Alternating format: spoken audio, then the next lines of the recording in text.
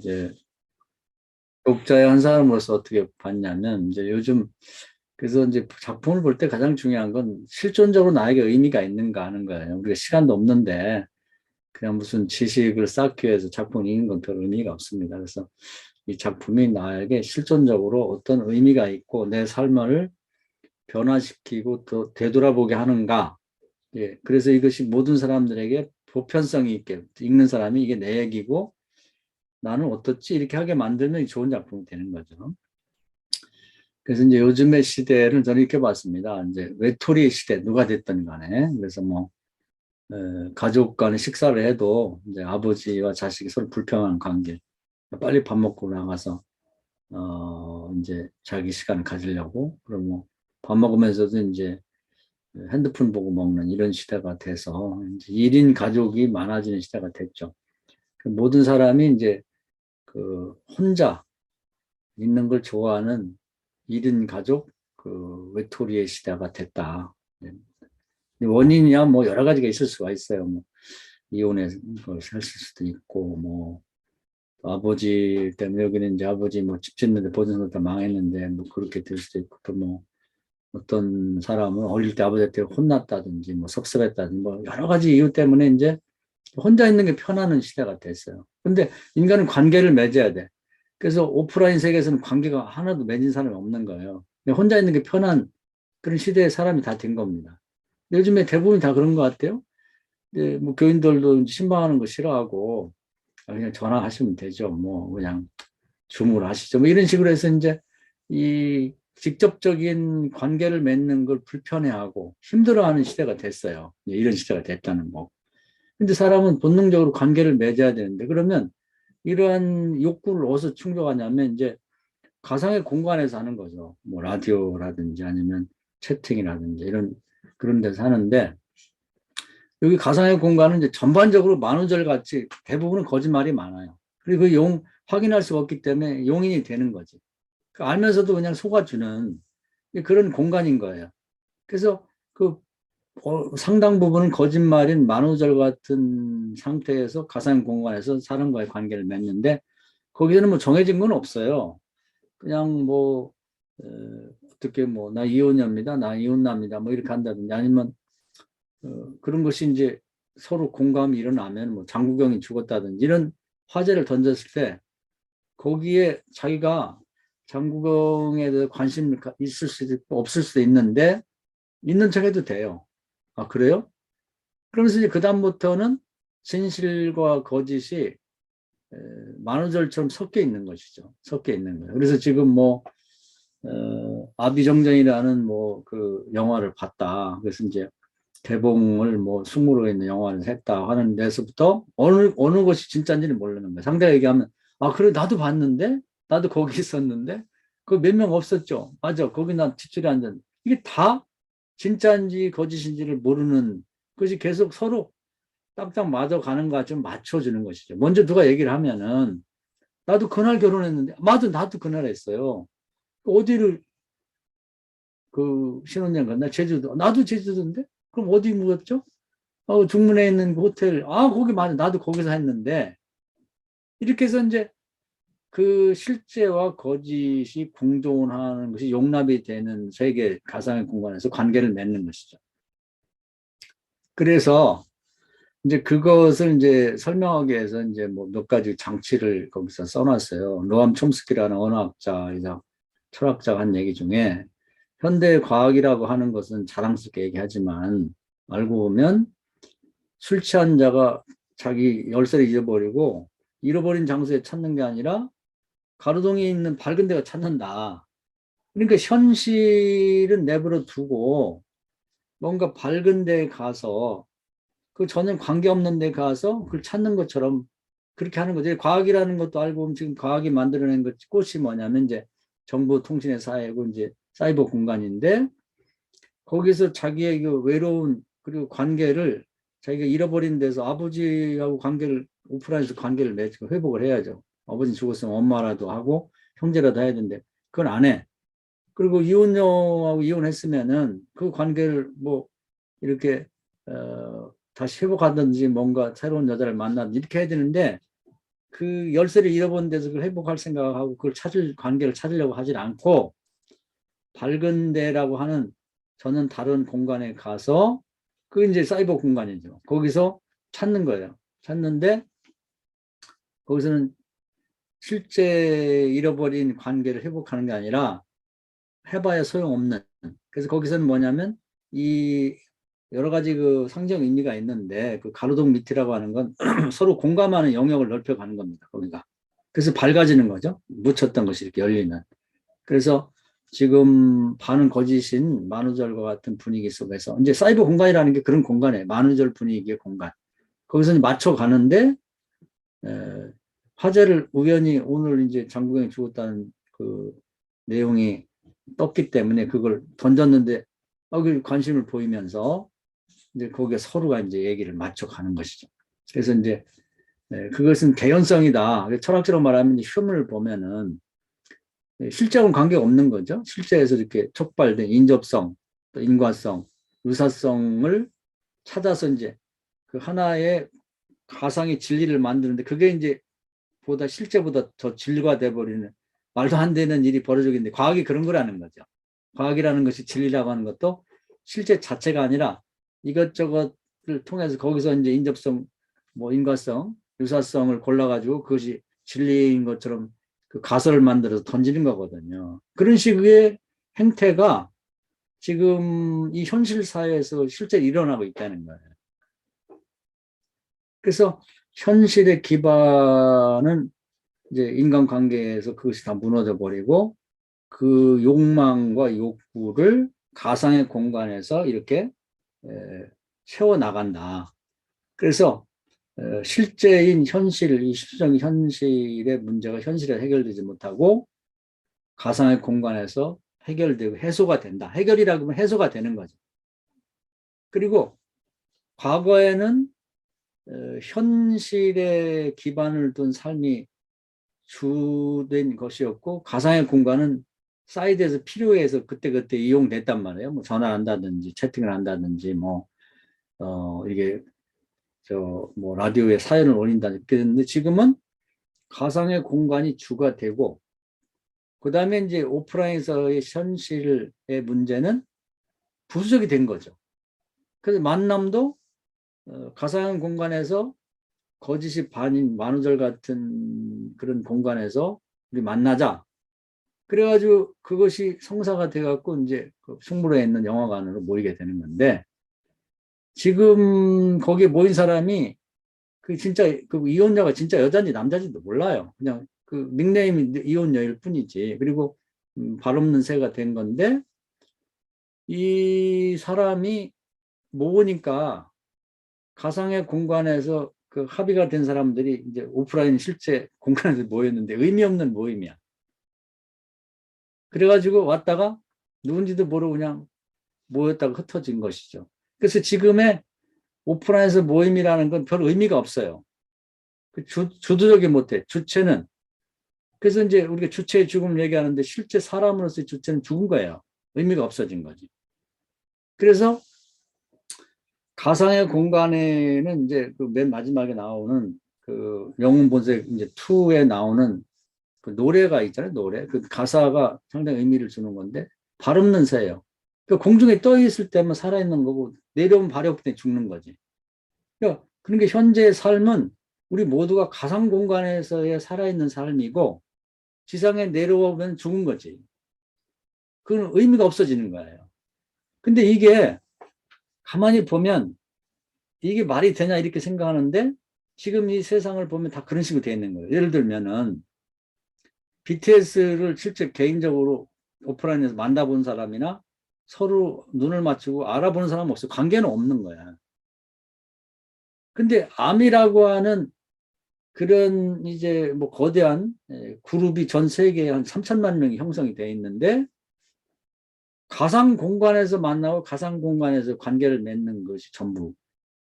그래서 뭐 서울 무슨 그 올림픽 무슨 운동장에서 모인다 그러면 뭐 8만 명, 10만 명씩 모이는데 그 서로는 아무 관계가 없는 사람들.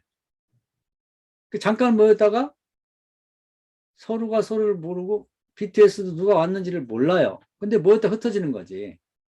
끊임없이 이것이 사회 현상이 돼버린 거예요. 우리가 과거에 뭐 월드컵 할 때 800만 명이 뭐 저 서울 시내 또 전국에 거리로 쏟아져 나왔다. 그 태극전사라고 말하는 그 사람들하고 우리하고 뭔 관계가 있어요? 그 사람들 우리를 모르고 우리도 모르는 거지. 근데 가상공간에서 어디 모이라고 하는 채팅과 연락을 통해서 그게 진짜가 되었고 그것에 의해서 이 사람들이 거리로 쏟아져서 모였는데 그것은 실제 모임은 의미가 없어지고 흩어지면 끝나버리는 발이 없기 때문에 실제 가장 실감나는 현실은 가상공간에서 현실이었고 나머지 오프라인에서 모인 것은 그 주된 이 가상공간에서의 약속 때문에 모였는데 모인 다음에 잠깐 모여도 흩어지는 충무로의 영화관에서 일어났던 일들이 지금 사회 현상 전체를 설명하고 있다는 거예요. 그렇다고 치면 이게 이제 실존적으로 생각하실 때 제가 이 작품을 읽고 굉장히 마음에 이렇게 공감이 되면서 나는 어떻게 살지? 지난 한 주간을 한번 살펴볼 때 내가 오픈해서 실제 만난 관계를 맺은 사람들은 정말 적은 거예요. 뭐냐면 근데 이제 요즘에 뭐 다 대부분 그런데 뭐 교회에서 예배를 못 드립니다. 제가 이제 잘 걸어 다니지 못하고 해가지고 근데 온라인으로 이제 주로 라이브 방송을 통해서 하는 거죠. 이것도 라이브 방송이니까 어 베르그손으로 말하면 이제 직관적인 것이 강한 거예요. 이게 뭐 녹화했다가 틀어주는 게 아니고 그런 면이 있고 그런 철학적인 면에서 또 내가 주로 실제 실감나게 만나는 건 가상 공간에서 만나는 거예요. 이렇게 사이버 공간에서 만나는 거라. 근데 실제로 관계를 맺고 이렇게 만나는 것은 주일날 교회 나와서 예배 드릴 때 만나는 거고 예배 끝나면 요즘은 썰물처럼 확 나가버립니다. 밥도 안 먹고 뭐 코로나 때문에 커피도 안 마시니까 마시라고도 못해요. 감염될까 봐. 그것이 교인과의 관계의 전부야. 오프라인의 실제. 가족 간의 관계도 마찬가지예요. 우리 또 딸이 이제 애를 하나 더 나가고 우리 집사람 주로 거기 가 있는데 우리 집사람 보기가 어려워. 주일날 예배들이 한번 오면 그때 만나는 거. 그런데 그 가상 공간에서 만나거든. 카톡을 통해서 뭐 영상 통화를 하면서 애기도 보여주고 뭐 찍어서 올리고 뭐 그러면서 주로 거기서 만나는 거야. 거기서.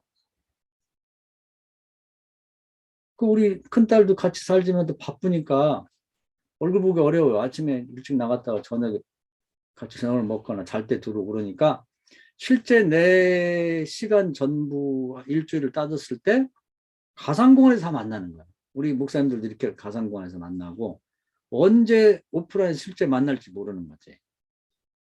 그러니까 내 삶이 이렇게 살고 있는 거예요, 실제로. 그리고 상당 부분은 마늘들처럼 가려 있는 거예요. 예를 들면 제 방도 뭐 이렇게 보면은 뭐 지저분한 구석이 많은데 화면 구성을 잘 함으로써 잘 비춰지게. 그러니까 그 전에 보니까 어떤 그 재밌는 무슨 짤이 나오는데 보니까 어떤 시장 인터뷰하는데 더운 여름날이란 말이에요. 근데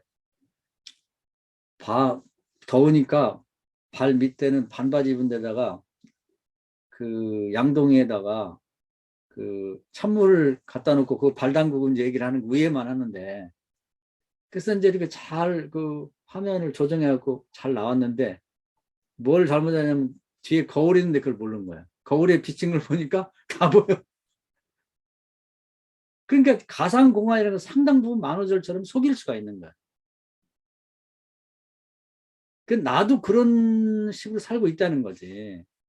목사님들 똑같을 거예요. 정말 지난 일주일을 한번 되짚어 봤을 때 오프라인에서 누구를 만나서 실제로 관계를 맺었는가를 생각해 보면 그보다는 다 TV를 보든지 아니면 뭐 카톡을 하든지 아니면 영상통화를 하든지 아니면 채팅을 하든지 뭐 하여튼 그 유튜브를 보든지 그런 곳에 시간을 대부분 보냈잖아요. 그리고 결국 자기 혼자란 말이에요. 혼자. 집안에 있어도 보면은 같이 앉아 있어도 남편대로 유튜브 보고, 뭐 정치 관심 정치가 계속 보고, 방금 뭐 이렇게 봤어? 좀 그만 좀 봐, 그럼. 또 여자분들은 뭐 요리를 본다든지, 또 건강에 관심이 있어갖고, 뭐가 나오는데 자꾸 보면서 웃어싸고, 뭐. 또 애들은 요즘에 뭐, 유머, 그런 거 좋아하니까, 그런 거 보면서 웃어싸고, 아빠 이거 좀 봐봐, 이렇게 하면. 자기의 얘기는 안 하고, 자기 얘기는 불편해 생각하고, 가상 공간을 통해서 얘기도 하고, 이렇게 살고 있다는 거죠, 이거. 근데 교회도 이제 점점 그쪽으로 가는 거예요. 그래서 직접 나와서 오프라인 공간에서 예배 드리는 것보다 그냥 그 가상 공간에서 이제 인터넷을 통해서 예배 드리는 게 좋단 말이에요. 그 왜 좋냐? 교회까지 가려면 화장도 해야지, 뭐 옷도 갈아입어야지, 뭐 머리도 감고 목욕도 해야지, 뭐 차 타고 가야지. 주차하기 힘들지, 답지.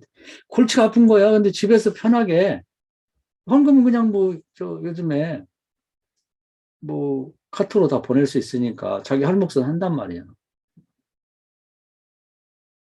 그렇게 돼버렸단 말이야.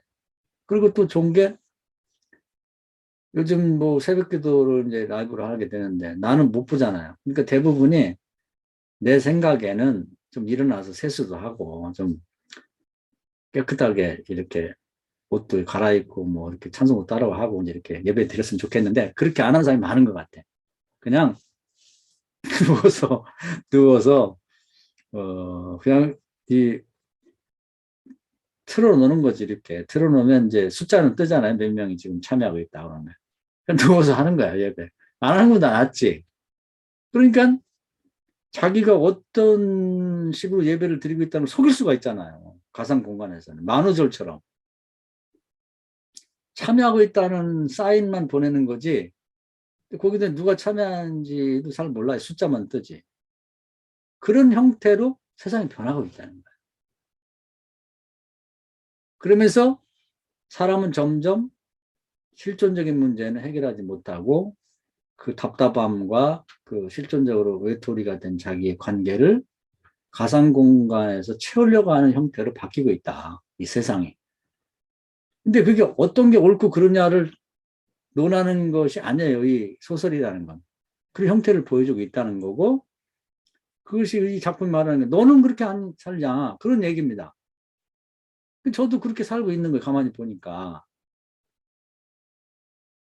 그래서 일주일간 지내면서도 뭐 친구도 한 번 안 만나고 뭐 요즘에 또 뭐 더군다나 무슨 코로나라고 하는 핑계도 있지만 계속해서 이제 교인들도 안 만나고 또 무슨 교인이 아파도 신방도 안 가고 그냥 전화로 기도해주고 뭐 이런 식으로 점점 우리가 이 인생 자체가 그런 식으로 변해가고 있다 하는 것을 보여주고 있는 것이죠. 너무나 그 우리의 삶의 현실을 아주 그 주도 면밀하게 보여주고 있다. 그래서 우리는 지금 발 없는 새처럼 이 어떤 보이지 않는 이 사이버 공간에서 계속 떠다니는 거예요. 내려오면 우리는 정말 이 현실에서는 사람과 다른 사람과 관계 맺기는 굉장히 어색하고 또 거의 그러면 죽는 새 같은 형태로. 그래서 요즘에는 어떤 이 스마트폰 없으면 못 살아.